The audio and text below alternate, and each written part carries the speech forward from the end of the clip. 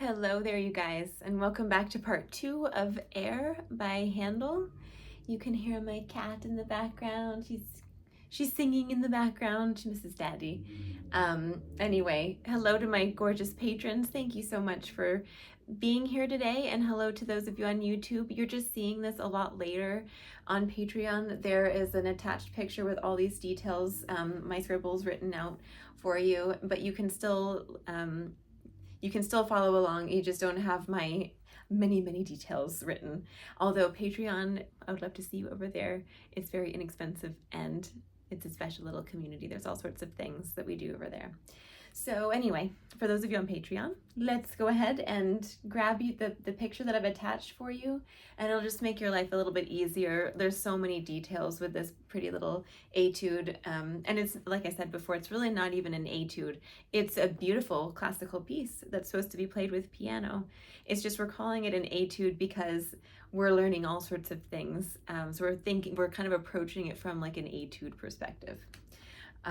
So let's look at line 3 today to the end, and I will play it for you twice because there's a repeat. The second time is going to be piano, so I'll try and play that as quietly as I can to show you, and I'll try and do as many of those details that I can catch, and then we'll go through it together and make sure that you understand it too. So I'm going to put the metronome on 72 because we had talked about how 72 is kind of a nice andante tempo to strive for. So here we go. Here's line 3. This is our second half of the beautiful etude. So 1, 2, 3.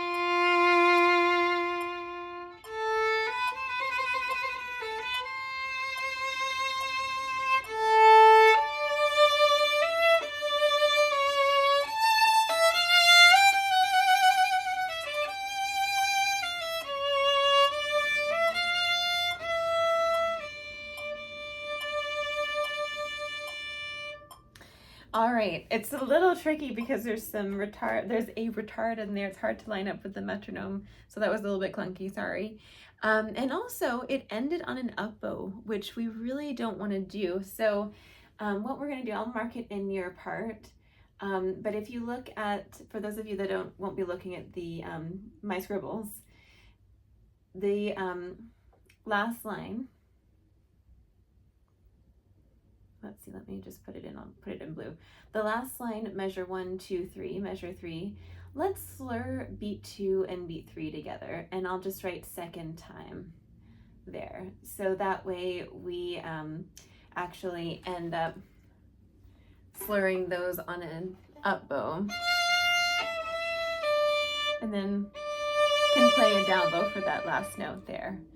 So let's go back to line 3, and line 3 begins forte, but we just came from piano at the end of the second line. So let's really circle that forte there, and you can write more bow, and there's a little trill in that measure as well. And in the last video, we had talked about the fact that there's a couple different ways that you could approach the trill. You could start from the note that's written and then trill to the above note, da, da, da, da, da, da, or you can start from the note above, da, da, da, da, da, da, da. So I'm kind of just leaving it up to our ears to guide us with that, but I mentioned that there are some things that you could look into, especially in Baroque ornamentation, that kind of might might be able to elaborate that for you if you're interested in ornamentation or Baroque ornamentation.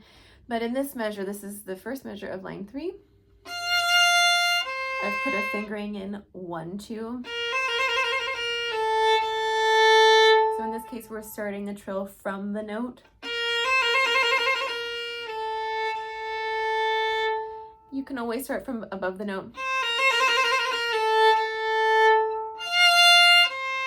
It's a little tricky to do that in a slur. So that's why I've gone with the first finger to the second finger. That's kind of the trickiest thing in that line. If we look at line 4, we've got a crescendo in the second measure. And this one's a little bit tricky because we have a slur, a string crossing, and a crescendo. So we have to save. And make sure that we have enough bow to actually spend at the end. 1, 2, 3, 4, 1, 2, 1, 2, 3, 4, 1, 2. Subdividing in eighth notes there for you so that you can kind of proportion your bow for that. So just watch out for that measure. And also there's a fourth finger over that E there for you because we don't want to do. We should do fourth finger. And then you can make your way to the F. Fourth finger goes on the A.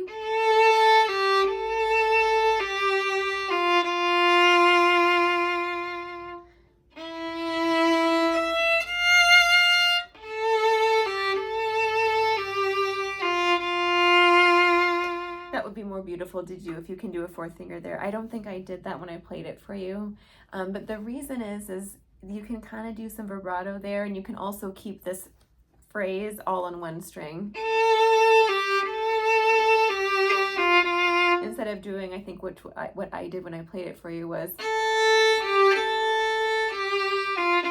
it's just not as pretty. So there's a fourth finger there for you. There's also poco rit, which is just a small slowing down, which is what's tricky to do with the metronome.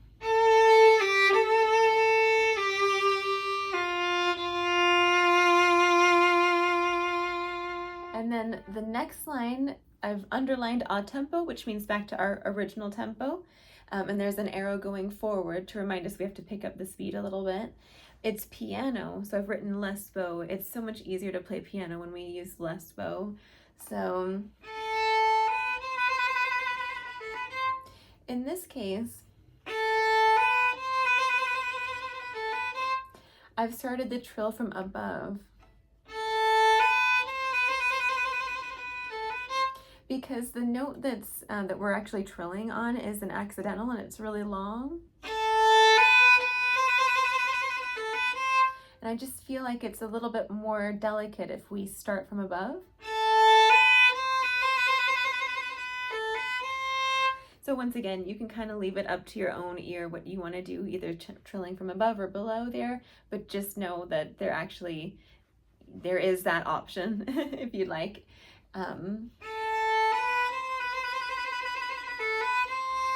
We're going to crescendo, and it doesn't say how loud to crescendo to, so I've just written to mezzo forte ? So just gradually.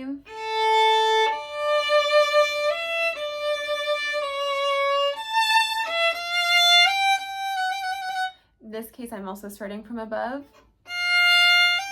because we're actually on that note anyway, and we change bows, and it's an accidental.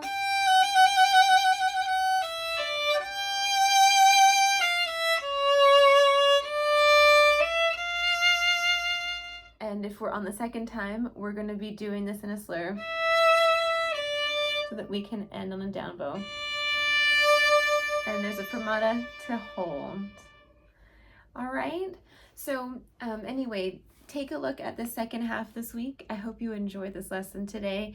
And I hope that these little lessons at least remind you or to think about the fact that there's a lot of details on the page to consider just besides the notes and bowings and intonation and all of that kind of thing. So many little details to consider. So anyways, thank you so much for watching, and I'll see you soon. Lots of love. Bye.